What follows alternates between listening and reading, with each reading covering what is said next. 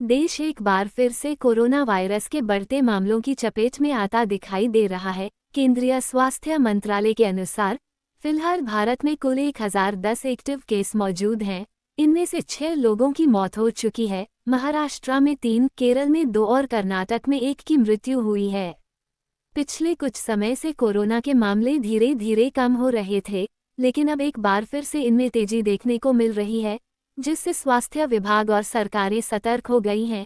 कोविड-19 के मामले सबसे अधिक केरल में सामने आ रहे हैं, जहां 430 एक्टिव केस हैं। इसके बाद महाराष्ट्र में 278 और दिल्ली में 104 एक्टिव मरीज हैं। खास बात यह है कि दिल्ली में 19 मई तक केवल 24 मरीज एक्टिव थे, लेकिन एक ही हफ्ते में ये आंकड़ा 99 और बढ़ गया, जबकि इस दौरान 24 मरीज रिकवर भी हुए हैं। ये तेजी से बढ़ते आंकड़े बताते हैं कि कोरोना का संक्रमण एक बार फिर रफ्तार पकड़ रहा है। नोएडा में भी कोरोना के केस अचानक बढ़ने लगे हैं। हाल ही में 15 नए केस सामने आने के बाद जिले का स्वास्थ्य विभाग पूरी तरह अलर्ट हो गया है। जिला निगरानी अधिकारी ने बताया कि पहले 10 एक्टिव केस थे, जो अब बढ़कर 15 हो गए हैं। सभी मरीजों का इलाज होम आइसोलेशन में चल रहा है और विभाग स्थिति पर नजर बनाए हुए है। महाराष्ट्र एक बार फिर से कोरोना संक्रमण के मामलों में बढ़त दर्ज कर रहा है। सोमवार को राज्य में 69 नए मामले सामने आए, जिनमें से अकेले मुंबई में 37 मरीज मिले हैं। इसके अलावा ठाणे में 19, नवी मुंबई में 7, पुणे में 2 और रत्नागिरी, कोल्हापुर, लातूर, पिंपरी चिंचवड से 1-1 मरीज की पुष्टि हुई है।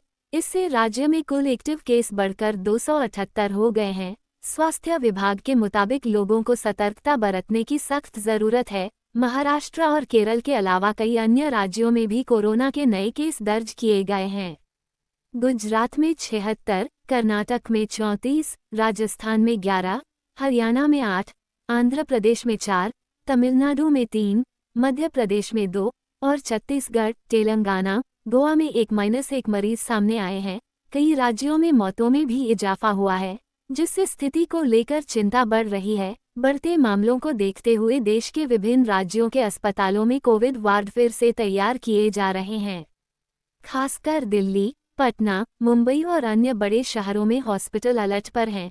दिल्ली की मुख्यमंत्री रेखा गुप्ता ने कहा कि सरकार पूरी तरह से तैयार है और सभी सरकारी अस्पतालों को उचित दिशा निर्देश दे दिए गए हैं। मरीजों के लिए बेड, दवाएं और ऑक्सीजन जैसी सुविधाएं मौजूद हैं। पटना के एक निजी अस्पताल में 2 मरीज मिलने के बाद बिहार सरकार भी सक्रिय हो गई है। स्वास्थ्य विभाग की उच्च स्तरीय बैठक में अपर मुख्य सचिव प्रत्यय अमृत ने स्थिति की समीक्षा की। उन्होंने कहा कि घबराने की जरूरत नहीं है, लेकिन सभी को सतर्क और जागरूक रहना चाहिए। सरकार ने कोविड जांच, इलाज, दवाओं की उपलब्धता और ऑक्सीजन सप्लाई को लेकर व्यवस्था मजबूत करने के निर्देश दिए हैं। कोरोना भले ही पहले जैसी गंभीर स्थिति में नहीं है, लेकिन इसकी वापसी के संकेत चिंता बढ़ा रहे हैं। लोगों से अपील है कि वे मास्क पहनें, भीड़-भाड़ से बचें और अगर किसी तरह के लक्षण महसूस हों तो तुरंत टेस्ट कराएं। सरकारों की तैयारियां जरूर चल रही हैं, लेकिन सबसे जरूरी है जनता की सजगता और सावधानी।